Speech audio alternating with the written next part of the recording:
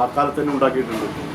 അപ്പോൾ ഈ ചോള രാജാക്കന്മാർ പാണ്ഡ്യ രാജാക്കന്മാരുമായി ബന്ധപ്പെട്ടിട്ട് ഈ കേരളത്തിലെ നാടുവാഴികൾ വീവേഴ്സിനെ ദത്തെടുക്കും.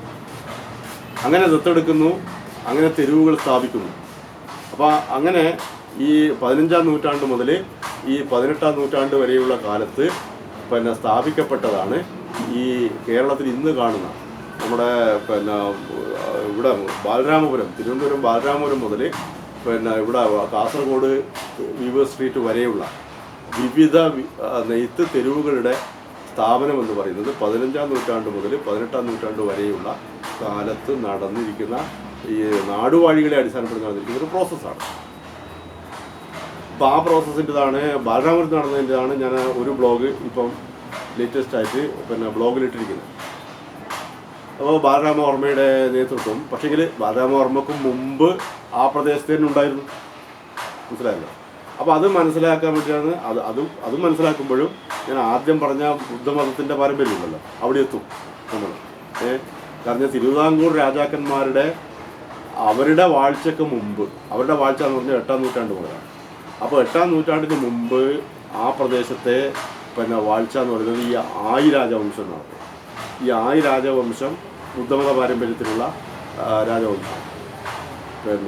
ഈ ശേഖരവർമ്മ അങ്ങനെയുള്ള വർമ്മ പ്രയോഗമൊന്നും അക്കാലത്ത് രാജാക്കന്മാർക്ക് ഉണ്ടായിരുന്നില്ല, മനസ്സിലായല്ലോ. കുലോത്തമൻ ഒക്കെയാണ്.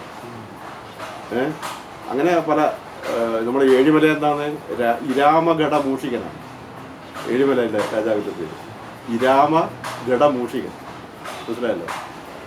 അപ്പോൾ അങ്ങനെയാണ് മൂഷക വംശമായിട്ട് അത് അറിയപ്പെടുന്നത് ആ രീതിയിൽ. അപ്പോൾ അങ്ങനെയാണ്. അപ്പോൾ ആയി രാജവംശത അവിടെയും ഇവിടെയും ഒക്കെ വരുന്നത്. അപ്പോൾ ഈ ഒരു സംഗതി നോക്കിയാലും നമുക്ക് ഈ ബുദ്ധമത പാരമ്പര്യത്തിലാണ് നമ്മുടെ ഈ നെയ്ത്തിൻ്റെ പാരമ്പര്യം എത്തുക. ശരി. അപ്പോൾ ഈ രാജാക്കന്മാർ ഇങ്ങനെ മിക്കവാറും കേരളത്തിലെ എല്ലാ പ്രദേശത്തും, കൊച്ചി പ്രദേശത്ത് സ്ഥാപിച്ചതാണ് കുത്താമ്പുള്ളി ആയി മാറിയത്. അതുപോലെ ഈ പാലിയത്ത് എന്നുള്ള അതിലേക്ക് സ്ഥാപിച്ചതാണ് ചേന്നമംഗലം തെരുവായി മാറിയത്. ഇവിടെ കാസർഗോഡ് ഇവിടുത്തെ ഇവിടെ മംഗലത്തിനപ്പുറം ഇപ്പുറം പറയുന്നൊരു സംഭവം ഉണ്ടല്ലോ, കുടക് എന്ന നിലക്ക് വന്നതാണ് ഈ സംഗതി, കാസർഗോഡ് തെരുവ്.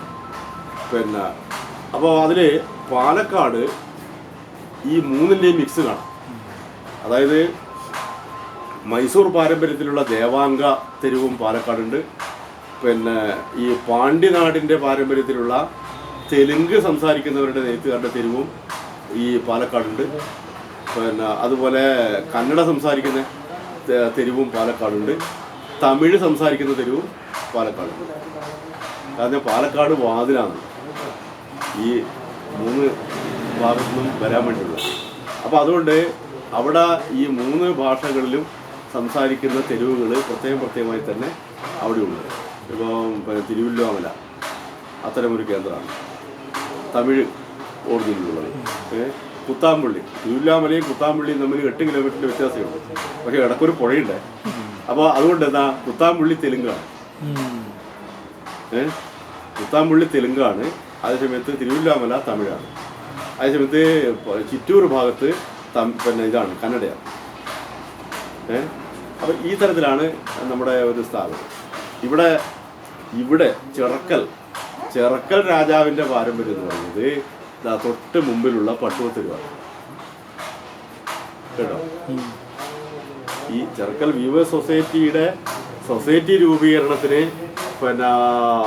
പ്രാപ്തമായ തെരുവ് എന്ന് പറയുന്നത് ഈ പട്ടുവത്തെരുവല്ല, കടലായി തെരുവാണ്. അപ്പോൾ ഈ കടലായി തെരുവ് എന്ന് പറയുന്നത് ഇതാണ് ഈ തമിഴ്നാട് പാരമ്പര്യത്തിലുള്ള തെരുവിൻ്റെ സ്ഥാപനം, ചിറക്കൽ രാജാവിൻ്റെ തെരുവിൻ്റെ സ്ഥാപനം. അതേപോലെ ഈ പട്ടുവത്തെരുവ് എന്ന് പറയുന്നത് ഇപ്പുറത്തെ മൈസൂർ രാജാവിൻ്റെ കീഴിൽ നിന്ന് നെയ്ത്തുകാരെ കൊണ്ടുവന്നിട്ട് പാർപ്പിച്ചതാണ് ഈ പട്ടുവത്തെരുവ്. ഇവിടെയാണ് ഇതിൻ്റെ അതിർത്തി, മനസ്സിലായല്ലോ. അപ്പോൾ ഈ ജാതി സംഘടന അടിസ്ഥാനത്തിൽ സംസാരിക്കുന്നവർ ഈ തെരുവുകൾ വേർതിരിക്കുന്നത് എങ്ങനെയാണെന്ന് വെച്ചാൽ ഇടങ്കേർ വലങ്കേർ എന്ന് പറഞ്ഞാൽ ചിലപ്പോൾ നിങ്ങളും ആ സംഭാഷണമൊക്കെ കേട്ടിട്ടുണ്ടാവും ചില സ്ഥലത്ത്. ഇപ്പോൾ കാഞ്ഞിരോട് പോയപ്പോൾ അവർ ഇടങ്കേരാണെന്ന് പറഞ്ഞിട്ടാണ്. കാഞ്ഞങ്ങാടോ അല്ലെങ്കിൽ പയ്യന്നൂരോ ഒക്കെ പോയാൽ വലങ്കേർന്ന് പറയും. സംഭവം ഇത്രയേ ഉള്ളൂ. ഈ പട്ടുവത്തെരു മുതൽ അങ്ങോട്ട് വടക്കോട്ട് കാസർഗോഡ് വരെ മൈസൂർ പാരമ്പര്യത്തിൽ വന്ന നെയ്ത്തുകാരാണ്. ഇതിന് അപ്പുറം കടലായിത്തെരു മുതൽ പിന്നെ അങ്ങോട്ട് നമ്മുടെ പാലക്കാട് വരെ ഒറ്റപ്പാലം വരെ ഉള്ളത് തമിഴ് പാരമ്പര്യത്തിലുള്ള നെയ്ത്തുകാരാണ്. ആ രീതിയിൽ. പക്ഷെ അത് ഈ പറയുന്ന 15-ാം നൂറ്റാണ്ട് മുതലുള്ള ചരിത്രം മാത്രമേ അതിനുള്ളൂ. അത് നമ്മൾ മനസ്സിലാക്കണം. അത് മറ്റൊന്ന് 19-ാം നൂറ്റാണ്ടാകുമ്പോഴേക്ക് വേറെ ഒരു സംഗതി കൂടി ഈ നെയ്ത്ത് മേഖലയിൽ വന്നു. അതെന്താണ്? ഈ നവോത്ഥാന പാരമ്പര്യം. നവോത്ഥാന പാരമ്പര്യം എന്ന് പറയുന്നത് 1827 മുതൽ തുടങ്ങും. തിരുനെൽവേലി ഭാഗത്ത് അല്ലെങ്കിൽ തിരുവനന്തപുരം ഭാഗത്ത് നെയ്യാറ്റിങ്കര ഭാഗത്ത് അയ്യാ വൈകുണ്ഠ, ഇന്ന് വൈകുണ്ഠസ്വാമി എന്ന പേരിൽ അറിയപ്പെടുന്നു. പിന്നെ അയ്യാ വൈകുണ്ഠയാണ് ഈ നവോത്ഥാന പാരമ്പര്യം നമ്മൾ